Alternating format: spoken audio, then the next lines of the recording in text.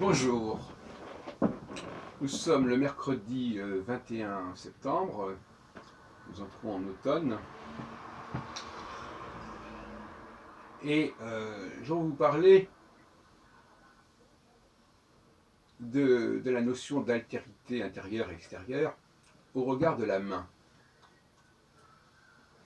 En fait, il y a un premier point qui paraît évident, c'est que nous ne pouvons pas nous voir nous-mêmes, sauf à recourir évidemment à un miroir.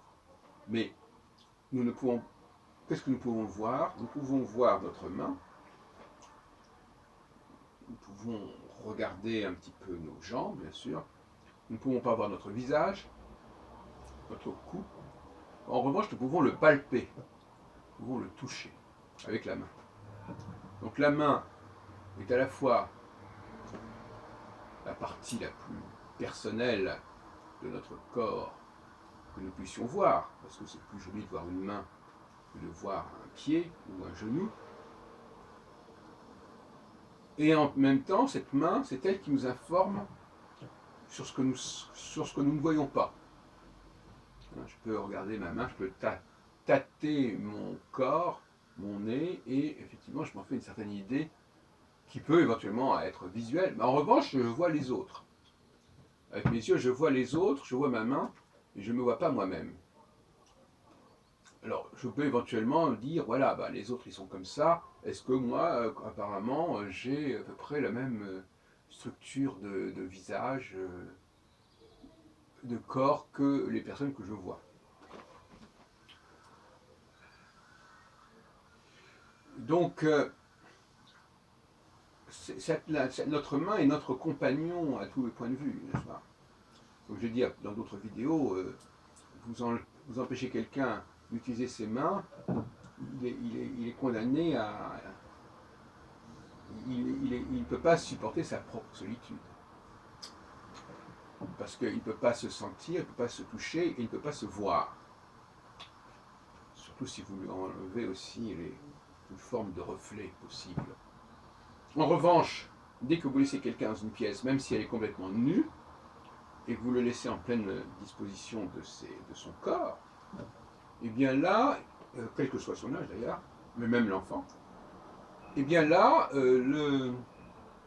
la personne n'est pas seule. Elle forme un tout.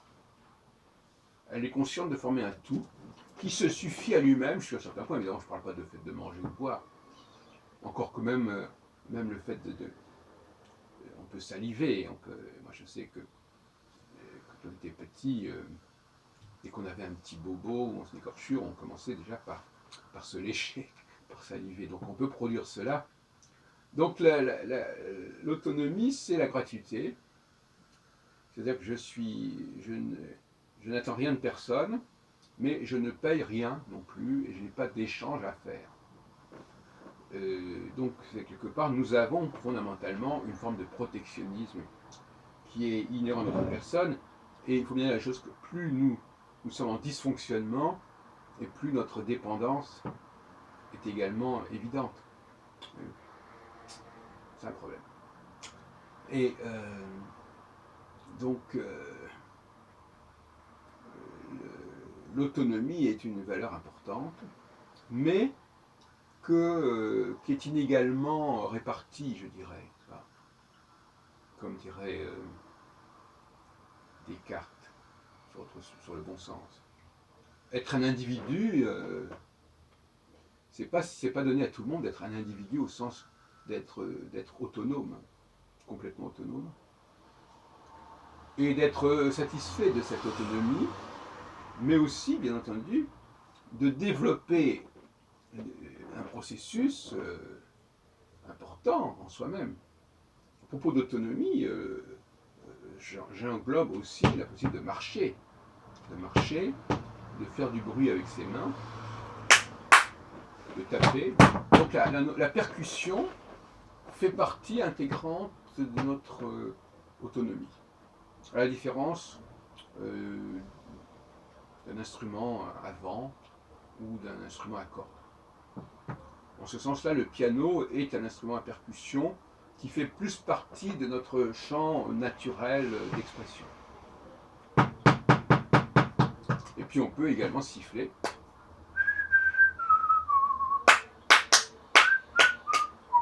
Donc, vous savez que la musique que je pratique est fondée sur la percussion et sur le sifflement. C'est-à-dire que sur des choses qui ne font pas appel véritablement à un élément extérieur.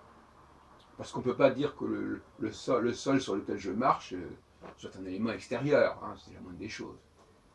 Et toute percussion fait écho à cette idée de la marche. Et marche aussi bien des pieds que des mains. Pour moi, jouer du piano, c'est un ballet manuel. Donc, pour revenir à notre sujet, il y a des périodes où cette autonomie et cette espèce de complétude est parfaite. On est complet. Donc c'est la conjonction, on est complet. Et puis il y a des périodes où on n'est plus complet, on se sent plus complet. On se sent incomplet. On sent que on ne s'en sort pas tout seul. On se sent dépendant. Dépendant. Et ça, c'est le temps de la disjonction. Et quand les gens se sentent dépendants, eh bien, ils se rapprochent, ils se rassemblent. C'est là qu'il y a aussi une sorte de paradoxe qui fait qu'il faut vraiment avancer dans ces domaines de recherche avec beaucoup de doigté. Parce qu'il ne faut pas confondre la disjonction qui fait que j'ai un rapport de disjonction avec moi-même. Je ne m'en sors pas tout seul. Je suis disjoint. Et la disjonction qui est le groupe qui se défait. Parce que paradoxalement, quand le groupe se défait, cela aboutit à ce que il y a des personnalités qui sont au contraire, qui retrouvent une sorte de complétude, une espèce d'alternance, de cyclicité de cette façon. Je crois qu'il est très important de garder en mémoire que le cerveau est un organe extrêmement complexe, extrêmement riche. Il y a des milliards de facteurs qui rentrent en jeu. Et donc, il est sous-exploité, comme on dit. Et donc, un seul cerveau, bien structuré, comme dirait Montaigne, une tête bien faite, est comparable à toute une société, tout un ensemble de gens. Et on voit bien cela en permanence, à savoir le passage, et ça c'est un problème de style, le passage d'un pouvoir personnel, solitaire, à un pouvoir d'assemblée, un pouvoir collégial. Le passage dans les deux sens. Ce que les Grecs appelaient déjà le passage du monos au démos, du pouvoir d'un seul au pouvoir de la masse, de la foule. Donc cette foule, elle tente, comme on dit, l'union fait la force, elle tente de réaliser par son nombre ce que le monos faisait tout seul. Pourtant, il avait cette capacité de maîtriser la totalité de son processus. Comme dirait Sina chez Corneille, je suis maître de moi comme de l'univers.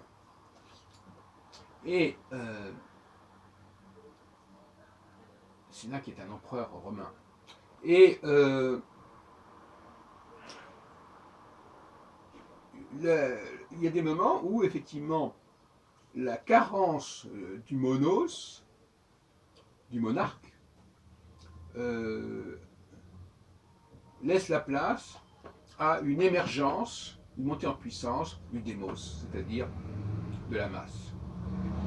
Et cette masse, elle est faite d'individus qui sont interdépendants, qui sont dans un échange, qui sont dans un processus collectif, mais c'est un processus collectif qui a pour revers que chacun de ces individus est dans la disjonction.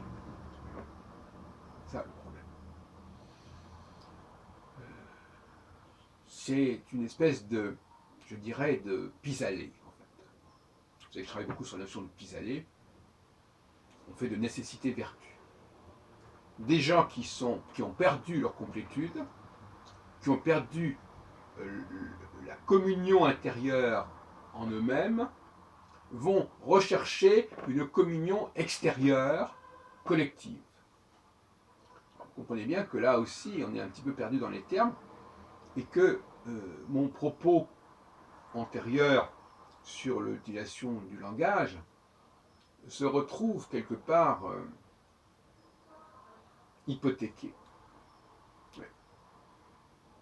Hypothéqué parce que il y a ce que Garfinkel appelle l'indexicalité. C'est-à-dire qu'on continue à employer certains mots, mais dans un contexte complètement différent. La communion de gens qui sont disjonctés, qui sont pas du tout en communion avec eux-mêmes, mais qui sont en communion avec autrui, a pour contrepartie, à un autre moment, une communion intérieure, mais qui est disjonctée par rapport aux autres. Voilà. Donc, en quelques phrases, j'ai remis en question toute ma théorie linguistique sur l'utilisation de certains préfixes plutôt que d'autres à certaines phases, puisque tout dépend effectivement de quoi on parle.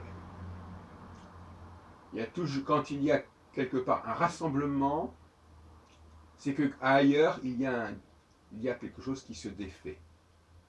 Et il y a toujours une contrepartie, il y a toujours un revers à la médaille. Actuellement, nous sommes dans une période de conjonction de Saturne. Alors je suis obligé de parler d'astrologie, vous m'excuserez, mais enfin vous savez que je travaille sur ces différents plans. De conjonction, une période conjonctionnelle, qui est une période qui renforce la complétude individuelle. Complétude individuelle. Et alors que la phase disjonctionnelle, qui a lieu 45 mois plus tard, renforce la complétude du groupe, du collectif, qui parvient à une forme de fonctionnement collectif. En utilisant d'ailleurs des méthodes qui sont par certains côtés calquées sur la complétude individuelle. Les questions d'ordre, n'est-ce pas, ordre social, ne sont jamais que le reflet de l'ordre intérieur cérébral de la raison. Donc quelque part, le groupe tente de copier le cerveau, la complétude du monarque, et tente de se donner une sorte d'unité, de cohérence, en utilisant différents procédés. On le voit, par exemple, moi je m'intéresse beaucoup à ce passage de soliste à l'orchestre. L'orchestre qui est une tentative d'unité dans la pluralité. Alors que le soliste, il est une tentative de pluralité dans l'unité. Et la musique, le concerto notamment, concerto pour instruments et orchestre, gère ces deux plans et ces basculements. En ce sens-là, le concerto, avec le passage de la partie orchestrale à la partie soliste, plus ou moins clairement définie, représente un modèle astrologique tout à fait intéressant. Je dirais même qu'il est même matriciel.